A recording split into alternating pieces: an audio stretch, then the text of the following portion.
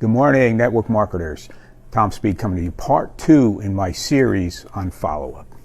See, if you're not following up, you're actually helping someone else build their network marketing business. See, by not following up, you actually went out there and you created a desire for the opportunity that network marketing provides for your prospect. But when you don't follow up with them, they got to do their research. They've got to find another way to get started. You know, when you talk to them, they weren't ready. Their clock wasn't at 12 o'clock. But not having a follow-up sequence in place had those people reaching out to someone else. Reaching out to someone else to get more information that you could have conveyed to them to bring them along the journey. And not having that follow-up sequence, they ended up in someone else's business. And today, they're on stage as one of the rock stars in that person's business. Is that something you want happening to you? Of course not. That's what we're talking about today. Today we're continuing in the series. Today is part 2. Today, part 2, I want to get into what's known as the self-induced follow-up. Self-induced follow-up is great because what happens is it'll take away some of the exposures that you need to personally do. Because we all know how awkward that is, you know, that making those phone calls. Hey, did you get a chance to look at that video? Hey, what'd you think? You know, I mean, it's, you know, is it something for you? You know, did you decide yet? Is it something that you want to do? Or, you know, you want to get started this? You want to see that presentation? You're bugging people. You know, and we don't want to do that. That's why we don't follow up. That's why you're letting these people slip through the cracks. Think about that. Self-induced follow-up. How could you actually create something that's known as a self-induced follow-up? See, I created this self-induced follow-up. It was actually a byproduct of one of my other things, which was my 4-part invitation of pain. See, the 4-part invitation of pain, I actually use pain as the invitation, as the catalyst, as the reason why we're even having a conversation. In other words, by inviting someone to take a look at your business, service, or opportunity because it helps address a painful situation in your prospects' lives, because it helps them avoid a pain, eliminate a problem in their lives. And then you're simply finding out, hey, would you be open to taking a look at something that I found that worked with me on, this is where you insert that problem. And if not, that's okay. Now you have that prospect who you've talked to them, you go through my entire 4-part invitation of pain. Okay, if you go through that, you'll understand more about it, but I don't want to get in depth into the area. I just wanted to basically go back to why this is so important by using that, by inviting people to become a solution to them. In other words, it's not about you selling a product. It's not about you getting another business partner to bolster your commission.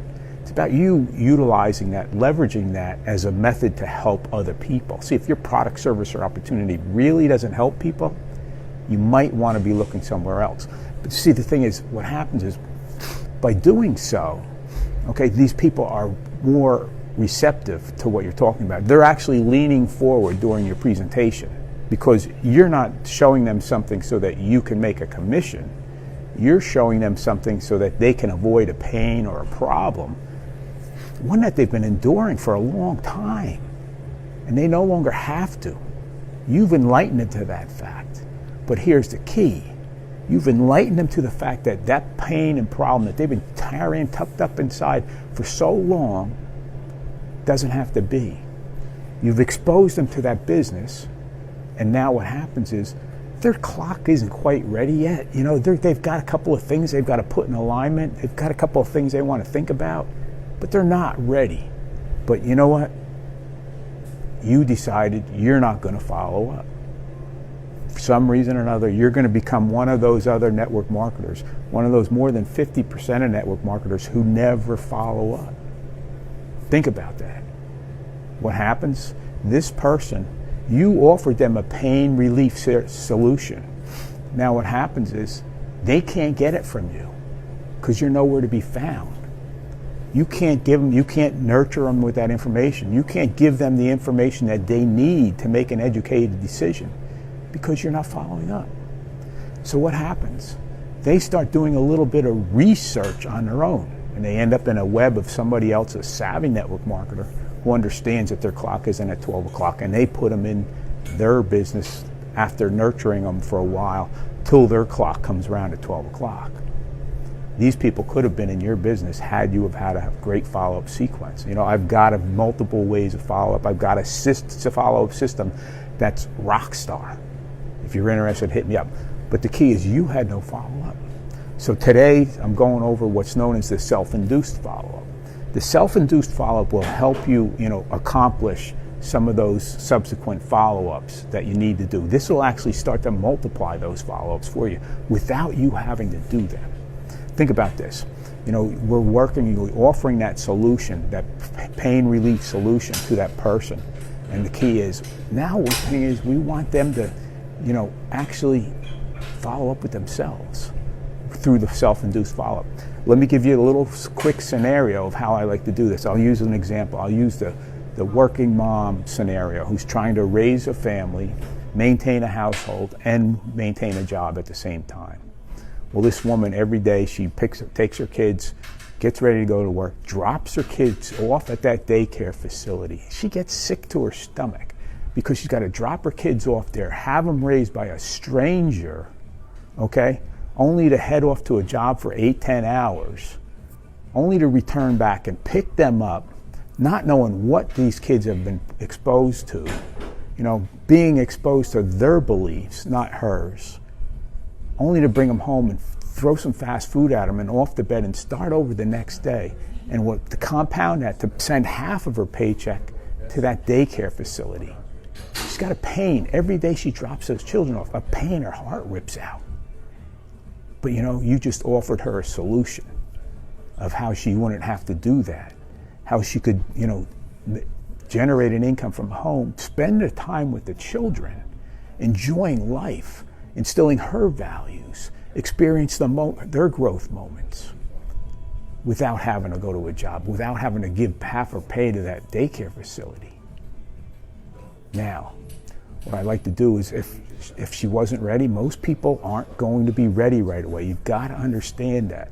Their clock isn't at 12 o'clock. But what happens is, one of the things I like to do is, because I approached it in this method, I'm working from the pain solution.